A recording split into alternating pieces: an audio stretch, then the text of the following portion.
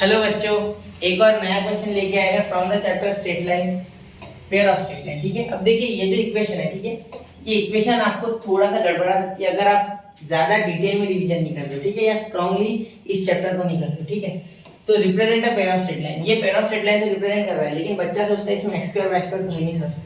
ठीक, अब देखो ये सबको पता है कि जनरल सेकंड डिग्री इक्वेशन है, ठीक है, लेकिन उसका तो कुछ ऐसा फॉर्म होता है ना sir, ax square plus 2hxy plus by square plus 2gx plus 2fy plus c equal to 0। बच्चा ये सोचता है, ये मिल नहीं रहा, x स्क्वायर y स्क्वायर मिल नहीं रहा। ठीक है, कोई दिक्कत नहीं बेटा, ये आप क्या करोगे 0x स्क्वायर प्लस kxy, क्योंकि वो दिया गया है देखो, प्लस 0y स्क्वायर, ठीक है, क्योंकि उसकी जगह 0 ले लो, 10x, ठीक है, plus 6y plus 4 equal to 0, ये तो दिया गया है ना।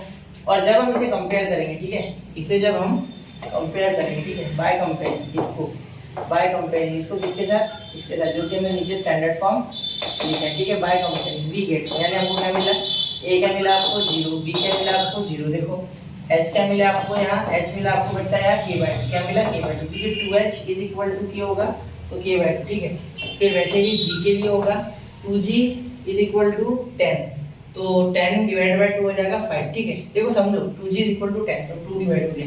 वैसे f के लिए तो f आपका हो गया यार 3।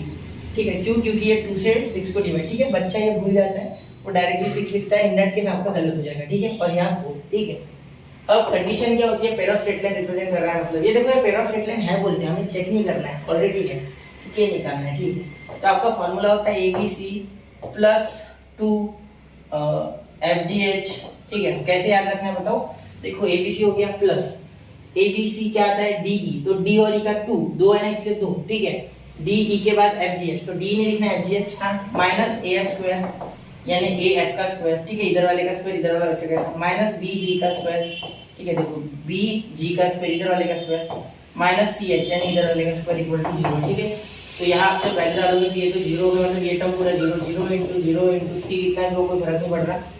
ठीक है, प्लस 2 FGH यानी into 3, अब k क्या था आपका k/2। ठीक है, चलो ये k/2, ठीक है, 2 into 3, g का लिखा नहीं मैंने, हाँ g का 5 वो भी लिख देते, चलो वो g लिखा, f लिखा मैंने और g लिखा नहीं था। ठीक है, और ये ठीक माइनस k, ये कितना है 0, 0 into f, कुछ भी हो f कोई फर्क नहीं पड़ेगा। ठीक है, तो भी डाल लो। ठीक है, माइनस v क्या है 0, तो वो भी g कितना भी हो कोई फर्क नहीं पड़ने वाला। ठीक है, माइनस c क्या है 4 into h क्या है बेटा, h आपका है k/2 का स्क्वायर, k/2 का स्क्वायर। ठीक है, समझ रहे हो ना, माइनस क्या गया c 4 into k/2 का स्क्वायर इज इक्वल टू 0।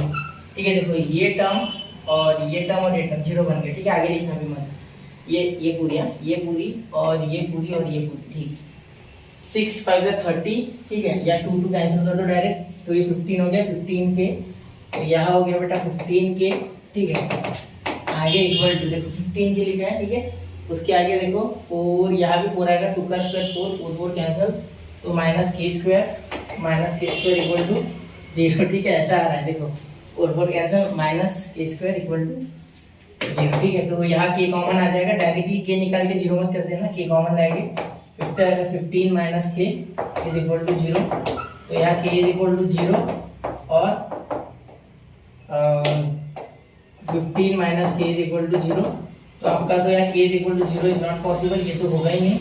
ठीक है, तो के आपका 15 आ रहा है। ठीक है, सिंपल बात है, के आपका 15, तो ये आपका आंसर है। ठीक है, आप दोनों लिखो, दोनों सेटिस्फाई करते हैं तभी आएगा। ठीक, चलिए नोट कीजिए, 1 2 3 हो गया। तो कुछ ऐसे क्वेश्चंस होते हैं बच्चा जिसमें आपको इस तरीके से इक्वेशन दिया रहेगा, डरना नहीं है, बेसिक्स पूरा स्ट्रॉन्ग कर लेना जिससे कि आपको समझेगा, और ऐसे क्वेश्चन अगर देखोगे ना तो समझ जाएगा। ठीक है, इस एक क्वेश्चन के देखने के बाद मैं गारंटी देता हूँ कि आप एग्जाम में गलत नहीं करोगे, आप अच्छे से एक बार अगले से अटेम्प्ट करोगे। ठीक है, चलिए मिलते हैं अगले लेक्चर में। जय हिंद, जय भारत।